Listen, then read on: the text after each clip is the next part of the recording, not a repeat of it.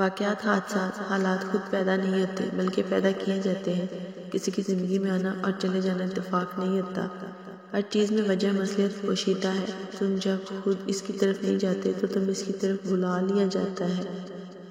یہاں ہر چیز آتی ہے۔ اگر خوشی کا موسم نہیں رہا تو غم کا موسم بھی نہیں رہے گا اور دعائیں کبھی رد نہیں ہوتی۔ بس کبھی کبھار اللہ ہمارا صبر آزماتا ہے کہ میرا بندہ مجھ سے کتنی محبت کرتا ہے، اور کچھ دعائیں ہوتی ہی اتنی پیاری ہیں کہ اللہ کو اپنے بندے پر اتنا پیار آتا ہے کہ وہ ان دعاؤں کو اپنے پاس سنبھال کر رکھ لیتا ہے۔ پھر روز اپنے بندے کی ملاقات کا انتظار کرتا ہے کہ میرا بندہ مجھ سے فریاد کرنے آئے گا، کیونکہ کچھ آوازیں، کچھ دعائیں، کچھ صدائیں اس کی بہت لاڈلی ہوتی ہیں۔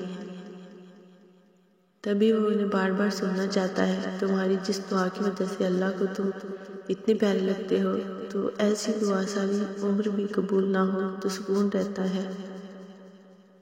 یہ سوچ کر اللہ کو میرا انتظار رہتا ہے اور اسی کے ذریعے رابطہ بحال رہتا ہے۔ بس اللہ پہ یہی یقین ہمیں ان مقامات تک لے جاتا ہے جن کا ہم تصور بھی نہیں کر سکتے۔ ہم سمجھتے ہیں کہ اللہ ہمیں سن نہیں رہا، ہمارے ساتھ ہوئی زیادتی کو دیکھ نہیں رہا، حالانکہ اسے تو پل پل کی خبر ہے۔ اللہ ہر بات کا، ہر زیادتی کا جواب دیتا ہے، اور اس کا جواب جب آتا ہے تو سوال ختم ہو جاتے ہیں، مگر وہ جواب بس تب دیتا ہے جب ہم کسی کی زیادتی پر صبر کر لیتے ہیں، جب ہم خاموش ہو جاتے ہیں۔ ہاں، وقتی طور پر ہمیں اس کی مصلحتیں نہیں سمجھ آتی، لیکن وقت گزرنے کے ساتھ ساتھ سب سمجھ آنے لگتا ہے۔ وہ نہ سمجھ میں آ سکتا ہے اور نہ تصور میں لایا جا سکتا ہے۔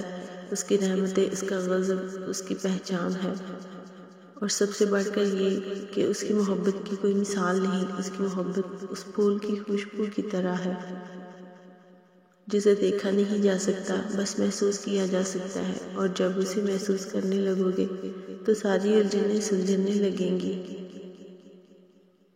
اور یاد رکھو، تم اسے بھول بھی جاؤ نا، وہ تمہیں تب بھی نہیں بھولتا۔ قرآن میں اس رب کی باتیں پڑھو تو عقل دنگ رہ جاتی ہے کہ یا اللہ اتنی محبت مجھ سے، یا اللہ میں اس قابل نہیں، اور بے شک وہ جب راضی ہوتا ہے تو ساری کائنات جھولی میں لا کر رکھ دیتا ہے۔